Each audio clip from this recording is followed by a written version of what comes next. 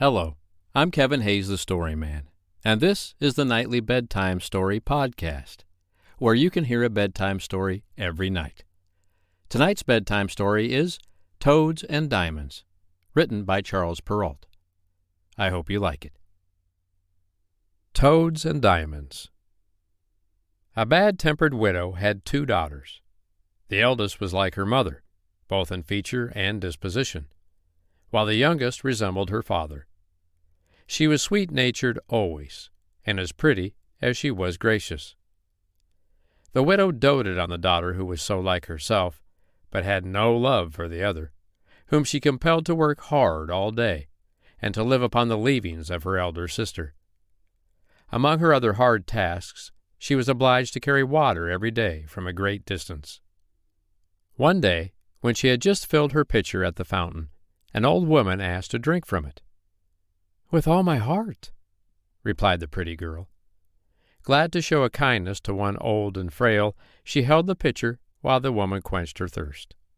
Now this was not a trembling old peasant, as she appeared, but a fairy who rewarded good deeds.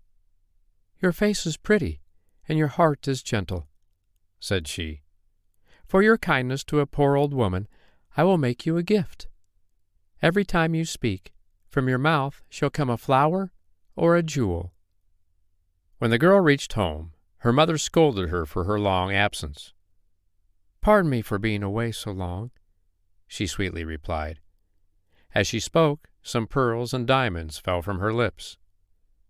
"What is this I see, child?" asked the astonished widow. The forlorn girl was so happy to be called child by her mother that she eagerly related her experience with the old woman at the fountain, while, with her words, dropped precious stones and roses. The widow immediately called her favorite daughter to her.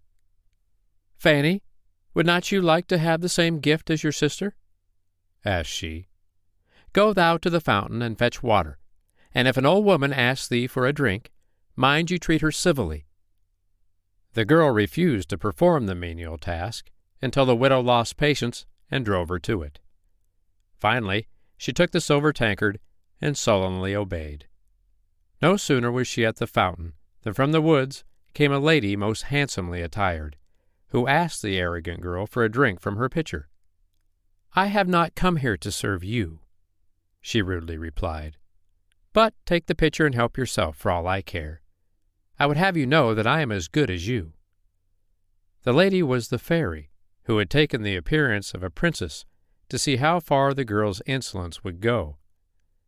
"I will make you a gift," she said. "To equal your discourtesy and ill-breeding, every time you speak, there shall come from your mouth a snake or a toad." The girl ran home to her mother, who met her at the door. "Well, daughter?" she said, impatient to hear her speak. When she opened her mouth, to the mother's horror, 2 vipers and 2 toads sprang from it. "This is the fault of your wretched sister," the unhappy mother cried. She ran to beat the poor younger sister, who fled to the forest to escape the cruel blows. When she was past pursuit, she threw herself upon the green grass and wept bitterly. The king's son, returning from the hunt, found her lying upon the grass, and asked the cause of her tears. "My mother has driven me from my home," she told him. She was so pretty that he fell in love with her at once, and pressed her to tell him more. She then related to him the whole story, while pearls and diamonds kept falling from her lips. Happily, he took her to the king, who gave his consent to their immediate marriage. Meanwhile, the ugly and selfish sister had made herself so disagreeable that even her own mother turned against her. She too was driven forth into the forest, never to be seen again. The end. I hope you liked tonight's bedtime story, Toads and Diamonds, written by Charles Perrault. Don't forget to follow and subscribe to the podcast so you can listen to a free bedtime story every night. I'm Kevin Hayes, the Story Man. I'll be here tomorrow night to read you another bedtime story. But for tonight, good night.